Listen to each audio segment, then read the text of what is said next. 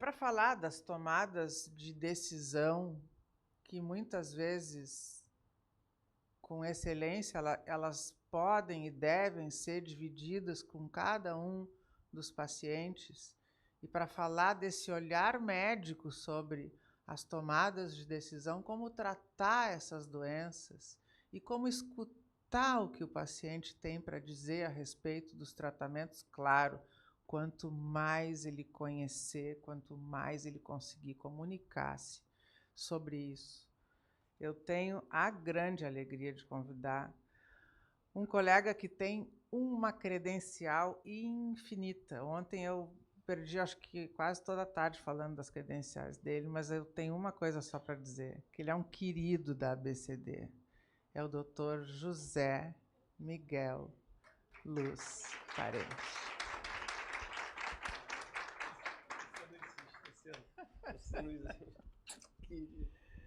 Bom dia, pessoal. Bom dia, amigos. A minha apresentação é essa aqui. Panorama do tratamento das doenças inflamatórias intestinais, ou seja, a decisão do médico para falar sobre o tratamento de vocês. Mas antes disso, eu queria ter um bate-papo com vocês aqui e dizer para você, Luciana e Marta, vocês que vieram aqui, Maria Luísa da ABCD, Isabel, a Lívia, Lícia do Maranhão, a Madi, que eu conheci ontem, a Sandra, né? E nossos colegas aqui do Piauí, né? Carol e Rafael. A ACRON, Associação de Pacientes de Doença Inflamatória Intestinal, nós começamos em 2007. Nós começamos a conversar em 2005. Judite está aí? Cadê Judite? Keila, Antônio Muniz, que são os originais, o pessoal que começou, né? Você... Enfim, não foi todo mundo aqui não, mas assim, a grande parte dos meus pacientes está aqui, nem todos vieram, e isso é uma pena, mas a gente chamou todo mundo. Mas bem mais do que o que a gente tem a primeira segunda-feira do mês, que é dia da nossa reunião lá no Hospital Universitário. Voltamos a ter reunião no Hospital Universitário, que era a nossa sede original, e a gente voltou a ter reunião toda segunda-feira, às 16 horas, o auditório está reservado para a ACRON. Então, eu convido todos a participar dessa reunião, porque sem a força, a Marta já falou isso, sem a presença de vocês, não seremos nada. A gente fundou a ACRON, eu fui presidente 4 anos da ACRON, e depois a Amade, vou te explicar, cadê a Sandra? Por que chama Norte e Nordeste aqui? É a ousadia nossa aqui do Piauí. Mas a gente depois viu que vocês têm condições, tinham as condições e têm as condições de dar continuidade sem os pacientes. A Jocely, que é fundadora da ACRON também, junto comigo, e o Murilo não está aqui agora, mas foram os médicos que iniciaram a ACRON. E a gente viu que vocês tinham condições e têm condições de dar continuidade à ACRON para que os direitos de vocês sejam atendidos, vocês sejam ouvidos, discutam os problemas de vocês e a gente só auxilia. Jocely é incansável nisso. Mesmo a Jocely sempre participou ativamente para que todos os direitos de vocês sejam alcançados, mas é preciso estarem reunidos. E hoje vocês têm muito mais gente aqui, muito mais pessoas aqui do que nas reuniões de segunda-feira, da primeira segunda-feira do mês lá no Hospital Universitário, que a gente tem um auditório inteiro disponível para a ACRON. Então, assim, participem, porque a gente só vai discutir nossos problemas. O doutor Manuel não está aqui, da farmácia, da ciência farmacêutica, mas a gente tem aqui o pessoal do Hospital Universitário, eu como professor da universidade, médico de vocês no consultório e lá no Hospital Universitário, para auxiliar vocês, para ajudar a tomada de decisão, para que, por exemplo, o que a ABCD está fazendo, e por que a ABCD não foi naquela época, a gente discutiu se a gente seria sócio da ABCD. Porque naquela época a ABCD era um pouquinho diferente do que a Marta transformou a ABCD, a Marta e a equipe dela. Então, assim, porque a ABCD era muito voltada para São Paulo, para uma classe social diferente. A gente naquela época não tinha Instagram, não tinha internet, não tinha nada. Como é que o pessoal de São Paulo ia tomar conhecimento dos nossos problemas, que os prontuários do Getúlio Vargas eram amontoados no canto? Cadê Judite de novo? Cadê a Judite? Está onde? Sempre eu chamo a Judite, porque a Judite está na recepção. Tudo amontoado lá no Hospital Getúlio Vargas, aí levamos para o Hospital Universitário, começamos a ter um ambulatório, o Murilo foi nosso primeiro residente, que hoje é o médico que cuida de você no Hospital Universitário. Para quê? Para a gente dá uma organizada. E a Perpétua, nossa nutricionista fantástica, abraçou a ideia. Nós tínhamos 2 assistentes sociais naquela época que ajudava todo mundo a reunir. Então, a gente tem uma equipe muito legal. Não é fantástica ainda não, mas é muito boa no hospital universitário. E a gente tem ainda, nós temos aqui um paciente que faz parte do estudo clínico com o Guselkumab. Já está no 3º ano do Guselkumab, excelente. Já abriu, mas a gente tem agora vários estudos, 2025, agora, a semana que vem nós temos uma feasibility aqui, uma monitoria, para começar uma droga para retocolite ulcerativa, de experimental. E a gente tem, Jocely, como mandar os pacientes agora nos universitários, nós temos como mandar o paciente para de interesse acadêmico. Todos vocês têm meu telefone celular, o paciente do SUS tem meu telefone celular. Porque o doente agrava, Alicia, a qualquer momento, e a gente precisa ter esse contato mais próximo. Então, assim, Jocely, se tiver um paciente que tem o perfil para estudo clínico, como tem ali o Fabiano, a gente faz o quê? A gente vai para interesse acadêmico e a gente pode colocar esse paciente facilmente nas necessidades não atendidas, Luiz, ainda que o paciente já falhou o Ustekinumab, Vedolizumab, nós temos Vedolizumab no programa do PAP da Takeda, que é o programa que nós temos desde 2016 aqui dentro, vai fazer 9 anos já, agora em agosto, que a gente tem medicamento para retocolite e para Crohn. Agora, retocolite pelo SUS, que a Vedolizumab está incorporado no PCDT, e a doença de Crohn, paciente de doença de Crohn, quem tem doença de Crohn que usa Vedolizumab no HU? O Entyvio. Tem alguém aqui que usa o Entyvio pelo SUS? Não, você recebe pelo plano. Mas nós temos o doença de Crohn, que recebe o Entyvio regularmente.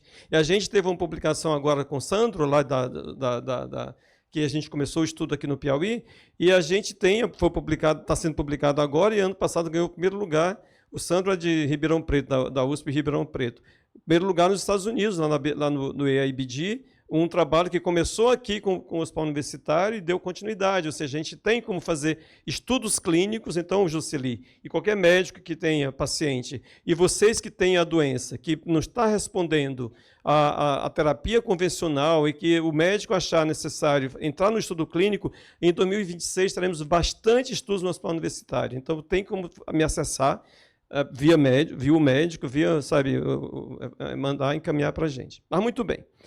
Então, convido a todos para participarem das reuniões na primeira segunda-feira do mês, às 16 horas, no Hospital Universitário. Né, Mazé? Mazé está sempre lá, participando das nossas caminhadas. Todos vocês, eu chamo Keila, enfim, todos vocês e participem lá. Seria muito interessante a gente ter a participação de vocês, senão no ano que vem o ambulatório vai dizer assim, olha, eu preciso desse ambulatório, você não participa. Muito bem. Então, esse é o panorama das doenças de Crohn. A Marta já falou o que é retocolite ulcerativa, o que é doença de Crohn, o que é colite não classificada. Então, a gente primeiro define qual a doença, para poder escolher a terapia, saber se tem doença de Crohn ou tem retocolite ulcerativa. A gente precisa definir de acordo com as características que a Marta já falou para vocês. Enfim, o que é a retocolite ulcerativa? É uma inflamação contínua, desde o reto, da parte anal, e vai subindo, e ao momento ele interrompe essa inflamação, uma inflamação contínua, enquanto que a doença de Crohn é uma doença mais com ulcerações leve, moderada ou grave, mas assim, em saltos, em episódios, de forma não contínua. Pode ser qualquer segmento do trato gastrointestinal. São doenças imunomediadas. Não chame doenças autoimunes. Imunomediadas são citocinas inflamatórias que causam inflamação. Então, não é câncer quando tem sangue, não é câncer, não é infecção.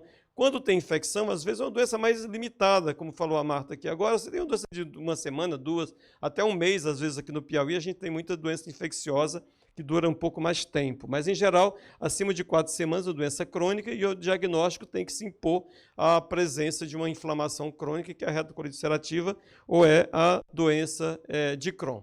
E aí a gente tem umas diferenças muito importantes que eu quero chamar a atenção para vocês aqui, que é uma doença de Crohn, é transmural, tem fístulas, abscessos, estenoses, que às vezes precisa de tratamento cirúrgico, esse aspecto salteado, acometendo qualquer segmento do trato gastrointestinal.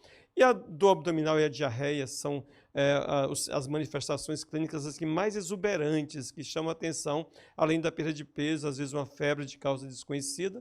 A retocolite ulcerativa começa no ânus, vai subindo, interrompe aqui no reto, então vai até o colo esquerdo, ou pancolite. É uma doença contínua que tem muita diarreia com sangue. Lógico que a doença de Crohn tem diarreia com sangue também, se acomete o cólon. O cólon também, uma colite de Crohn, ela é muito parecida com a retocolite ulcerativa.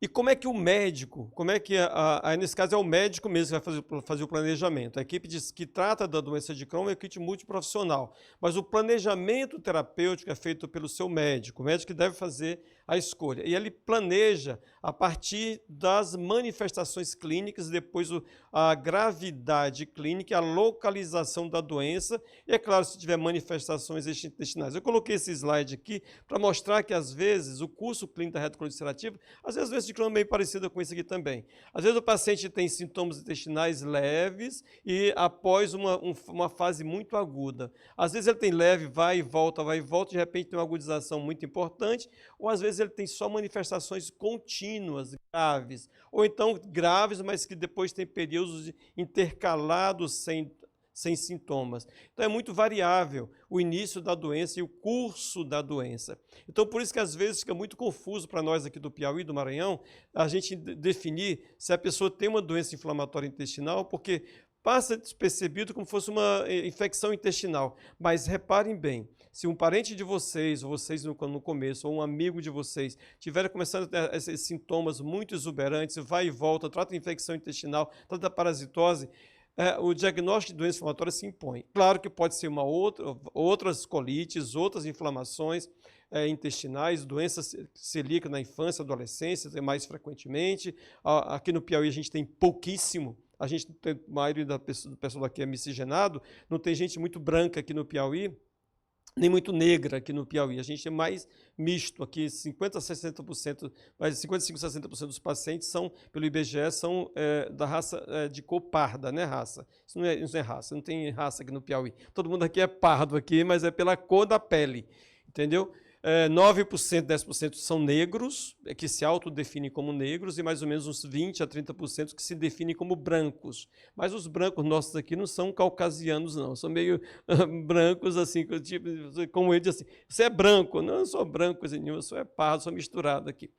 E essa miscigenação racial que tem aqui no Brasil é uma característica muito importante dos laboratórios estrangeiros, estão vendo, farmacêuticos, como um local ideal para as pesquisas clínicas, porque a gente tem uma genética muito misturada de índio, de negro, de gente branca, gente da Ásia. Então, a gente aqui é um país muito bom para fazer pesquisa clínica por causa da genética, com miscigenação racial que nós temos aqui no Brasil. Então, qual é a primeira etapa que o médico deve levar em consideração? É ver qual é a extensão, a atividade clínica, leve, moderada ou grave, se tem uma gravidade mais importante, sabe? Então, a primeira etapa é essa aqui. Eu coloquei isso aqui como fatores que o médico verifica para racionalizar, para pensar como fazer o diagnóstico. Fatores do paciente. Se ele é um paciente muito emagrecido, está desnutrido, ou um paciente mais obeso, estado nutricional, se ele é um paciente que faz aderência fácil ao tratamento, ou um paciente que não, um adolescente, por exemplo, que acha que não deve, depois que tomar o primeiro medicamento, acha que vai ficar bom, se fuma ou não fuma, maior gravidade, já foi chamada a atenção, fatores da terapia para controlar essa doença, a dose e resposta, qual é a meia-vida, se é a liberação do paciente do medicamento e se faz reação imunogênica para destruir a droga. E fatores da doença, que é atividade clínica, gravidade clínica, qual é a fase, está na fase ativa da doença, está começando a doença ou na fase de remissão da quanto tempo teve o diagnóstico, a Marta acabou de falar, 5 anos, aqui no Nordeste a gente fez a nossa avaliação, eram 28 meses, 2 anos para dar o diagnóstico entre os sintomas, a gente tem uma variação muito grande, até 5 anos de manifestações clínicas, para depois chegar ao diagnóstico. Por que essa razão? Pela dificuldade de encontrar especialista, porque a pessoa tem sintomas, vai e volta, e aí vai voltando ao PSF várias vezes, e é difícil dar o diagnóstico. Então, assim, chegar ao gastrologista e coloproctologista não é uma tarefa muito fácil, apesar da gente divulgar bastante. se tem cirurgia prévia, se é uma doença só inflamatória, tem estenose, ou teve uma penetração, uma perfuração intestinal, tem que fazer uma cirurgia, se tem manifestações extraintestinais e terapias anteriores, se respondeu ou não respondeu. Tudo isso para a gente fazer o controle da doença. Então, o médico pensa em todos esses fatores antes de tomar uma decisão e conversar com o paciente qual é o medicamento que ele também prefere utilizar. Então, para a doença de Crohn, a retocolite ulcerativa, a gente vai pensar na localização, e aqui os sintomas, sempre sangramento intestinal e tenesmo, ou então mais diarreia, ou então um paciente que tem desnutre bastante. Essa proctite, colite esquerda e pancolite é muito importante para tomar de decisão. Às vezes, só uma mesalazina supositório resolve se a doença for leve aqui no reto. Mas a gente, além de ver também essa extensão da doença, a gente tem que ver também a gravidade da doença. E o médico que está na emergência, ele sempre tem que levar em consideração essa classificação de atividade bem antiga, da década de 50, mas que é muito importante porque ela é muito simples, para ver só o número de evacuações, sangramento, a febre ou não, frequência cardíaca, exame de sangue simples, como hemoglobina, VHS e albumina, para saber se a doença é leve, moderada, grave ou fulminante, que aí o doente vai ficar no ambulatório, vai ficar na enfermaria, vai ficar de olho na UTI, ou então uma cirurgia. Hoje em dia nós temos o infliximab, na década de 50, o Trulovy-Witz não tinha infliximab, só tinha corticoide, e o doente ia para a colectomia total. Hoje a gente tem uma grande... Ontem o Rafael mostrou que a necessidade de cirurgia desses casos é só 30% a 40% dos pacientes. Às vezes a gente resolve o paciente com corticoide endovenoso e com infliximab de resgate. Mas se não responder, esse fulminante ele vai para a cirurgia. Essa é outra tomada de decisão que o médico pensa na classificação. E na parte clínica do dia a dia, a gente utiliza também nas pesquisas clínicas a classificação de Montreal, que além da extensão, como eu falei, proctite, colite esquerda e pancolite, a gente tem se é leve, moderado ou grave, ou se depois com o medicamento já está em remissão clínica. Isso é importante tanto na fase do diagnóstico, como também para o segmento do paciente, saber se está respondendo à terapia. Por isso que vocês têm que voltar a cada 1 mês, 2 meses na fase inicial, 3 meses na fase intermediária e de 6 meses na fase de manutenção da remissão. Não é porque eu gosto ou não gosto de vocês, é porque a gente precisa ter esse controle absoluto. Por que razão? Porque a doença é de vocês, mas os responsáveis somos nós. Nós somos responsáveis por vocês, então a gente precisa desse controle. E às vezes os sintomas estão muito abrandados ou então nem existem e o paciente está muito mal. No consultório agora estou com um paciente que já fez enterectomia 2 vezes, ele tinha um diabetes mellitus que usava um monte de medicamentos, inclusive insulina não respondia. Aí uns 10 anos atrás fez uma enterectomia de 99 centímetros, curou o diabetes dele, ficou muito bom. O doente está ótimo, mas aí faz uma enterorressonância, a calprotectina subindo, 250, daqui a 3 meses, 800, agora 1.500. Bom, vamos ver o que está acontecendo. Está com infecção? Não, doutor, estou muito bem, estou com dor de barriga, não estou com... o meu peso está ótimo, faço atividade, não tem nem fadiga mais. E aí, faço uma ressonância magnética, a doença salteada do jejum ao ilho. Já fez uso de infliximab, vedolizumab, certolizumab, ustekinumab de 4 em 4 semanas. Vai fazer o que agora? Risankizumab. Então, essa tomada de decisão porque essa doença ela é traiçoeira. Muitas vezes não tem sintomas e o paciente está com a doença em atividade. Então, essa atividade de doença, esse controle é nosso. E muitas vezes o contrário. Às vezes o paciente está muito bem na mucosa e tem sintoma de dor, desconforto, porque tem síndrome do intestino irritável associado. Então, o médico tem que ter um discernimento muito grande na hora de tomar a decisão e também não supertratar o paciente só pelo sintoma. A gente tem que ter o controle endoscópico e de radiologia também. E a gente classifica, então, de acordo com esses scores do Mayo Clinic. A gente faz doença leve, moderada ou grave, então está em forma inativa. Então, para a gente poder fazer o controlar. Na doença de Crohn, é muito mais complicado quando a doença é do intestino delgado, mas hoje em dia nós temos a ressonância magnética e nós temos tomografia com enterografia. Eu falei para você, Marta e Luciana, ontem, nós no Piauí não temos pelo SUS a enteroscopia por cápsula, temos só no privado e é particular, não tem como fazer. Alguns pacientes meus aqui já fizeram cápsula também, endoscopia, pagando 6 mil, 8 mil reais, aqui no Piauí é caro. E não tem enteroscopia por endoscopia, nós não temos ainda aqui no Piauí. É caro também aqui, só temos 2 clínicas que fazem aqui no Piauí. E a doença pode ser realmente a localização L1, o que é a localização L1? No ilho terminal. ilho terminal está inflamado, aqui em vermelhinho. No colo, L2, L3 é ilho e colo, então L4, qualquer segmento anterior ao ilho, né, distal. É uma doença só inflamatória, estenosante ou penetrante, com as fístulas, né? Pode ter estenose ou fístula, isso chama comportamento ou behavior em inglês, a gente chama de comportamento B1, B2 ou B3. Isso modifica a terapia, geralmente B1, se for inflamatório, essa estenose, o tratamento é clínico ainda, e a gente controla o paciente na parte nutricional, a doutora Isabel vai falar sobre isso, para que o cirurgião depois faça a abordagem adequada, seja para fazer uma plastia, ou então fazer uma ressecção mínima, o minimamente possível, a decisão é de acordo com o quadro clínico e o entendimento do cirurgião. E a gente avalia a gravidade.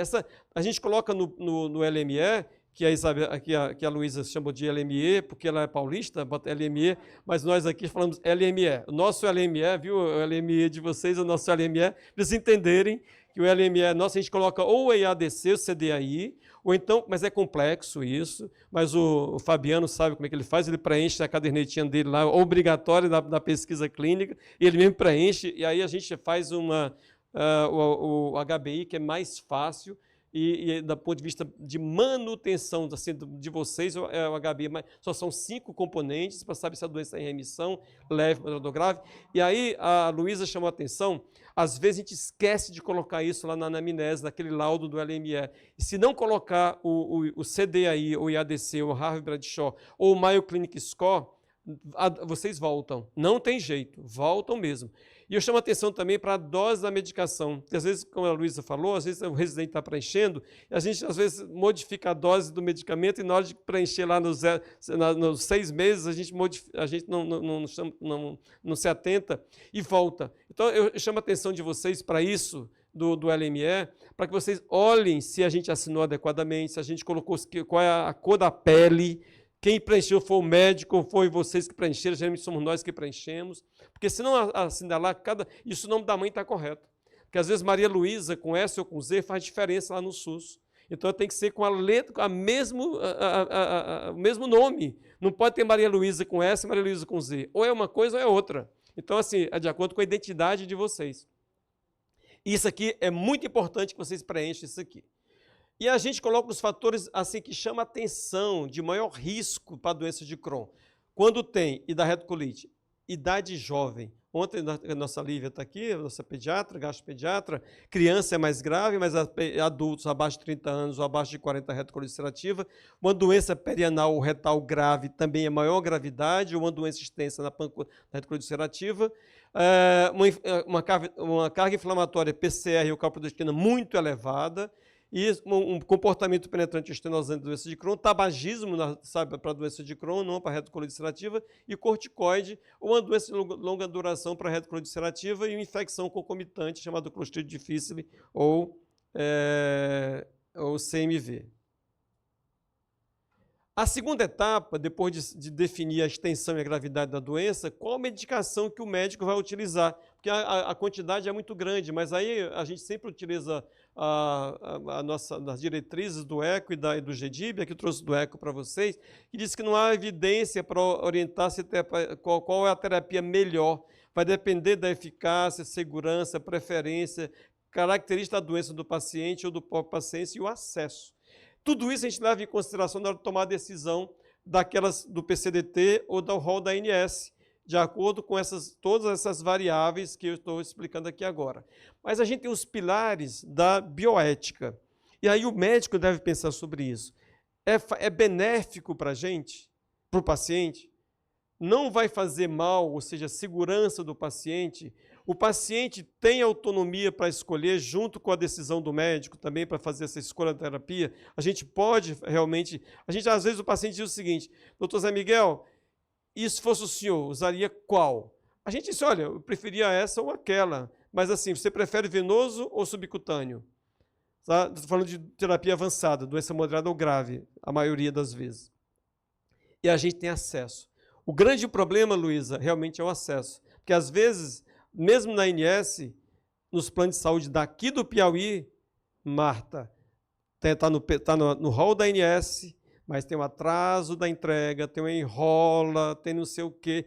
E o direito do paciente é o seguinte, vocês têm 21 dias para ter uma resposta favorável ou desfavorável. Até que, e se for desfavorável, por quê? A razão, e você corrigindo aquele problema que ele identificou lá para o médico ou para o paciente, que vocês tenham uma resposta adequada. Se que está no rol da ANS, é direito de vocês. Então, assim, o laudo tem que estar bem feito, dizendo a doença, quando começou, como está evoluindo a doença, tem efeitos adversos graves que indicam possibilidade de uma cirurgia ou de má resposta em 2, 3 anos. Então, isso aqui tudo é questão de justiça de vocês. Então, a escolha, o posicionamento vai depender muito desses pilares da bioética e do direito do paciente. E o mais importante é que tenha eficácia terapêutica o tratamento. Não adianta eu usar um medicamento, sabe, que é para retocolite ulcerativa, digamos, a adalimumab, que nos últimos anos tem sido visto que tem menos resposta do que infliximab e vedolizumab. Por isso que não está no rol, não está no PCDT, o adalimumab, para retocolite ulcerativa. Porque a gente tem o infliximab, que é o anti-TNF-alfa, que tem uma resposta muito melhor, e tem o vedolizumab com excelente resposta também. E aqui na doença de Crohn, a gente tem aqui, ó, de acordo com os medicamentos que estão aqui, ó, infliximab no rol da ANS, adalimumab, cetolizumab, vedolizumab, enfim, os novos risankizumab, e não tem aqui tem o padacetinib, não tem o guselkumab aqui, mas é semelhante ao risankizumab. De acordo com a indução, olha que o infliximab está para paciente doença perianal, doença articular periférica ou na coluna, gravidez e pessoas idosas. Mesma coisa do adalimumab, exceto para a doença perianal, que a possibilidade de utilizar é menor, de resposta é menor do que o infliximab. O vedolizumab para a doença perianal não tem, mas ela assim, doença articular também não tem, que é só do intestino. O ustekinumab, boas respostas. Enfim, o médico escolhe o medicamento de acordo com a fase da doença, a indução, a manutenção, e se tem doenças, outros problemas de doenças, manifestações intestinais, idade do paciente, se teve um câncer, por exemplo, anterior, vai utilizar uma doença colônica, ou mesmo ileal, um vedolizumab, que tem só um efeito exclusivamente no intestino e não sistemicamente, é muito mais seguro para esse paciente. Então, a gente tem realmente que pensar em tudo isso na hora de escolher para a doença de Crohn. Para a retocolite ulcerativa, a gente tem esses medicamentos anti-TNF-alfa, no SUS é só infliximab, a anti-integrina vedolizumab só tem no SUS também, a anti-interleucina, o ustekinumab, guselkumab e risankizumab, esses dois do ano passado para cá, nós temos aqui menos no SUS, está aprovado o ustekinumab, mas não foi ainda incorporado, e pequena molécula, nós temos torcepacitinib pelo SUS e agora o patacitinib pela ANS também. Escolhemos os medicamentos de acordo com a gravidade leve, moderada ou grave na retocolite ulcerativa, essa linha contínua na fase de indução e manutenção, essas outras linhas pontilhadas aqui, doença moderada vai usar corticoide e na doença grave, as anti-integrinas, TNF, interleucina, pequena molécula, e na doença fulminante, realmente, a ciclosporina, que a gente tem pouca experiência no Piauí, com a ciclosporina tem mais com infliximab e não respondendo, 30%, 40%, vai fazer colectomia total nesses pacientes, ok? Eu queria agradecer, aqui também os contatos também, no meu telefone, vocês sabem, 999813603, todos vocês têm, não precisa mais, tá bom? E agradecer a ABCD pelo convite novamente para essa apresentação. Muito obrigado. Obrigado, Zé. É uma delícia te ouvir, esse compromisso grande que tu tem com as pessoas, com os pacientes. É encantador.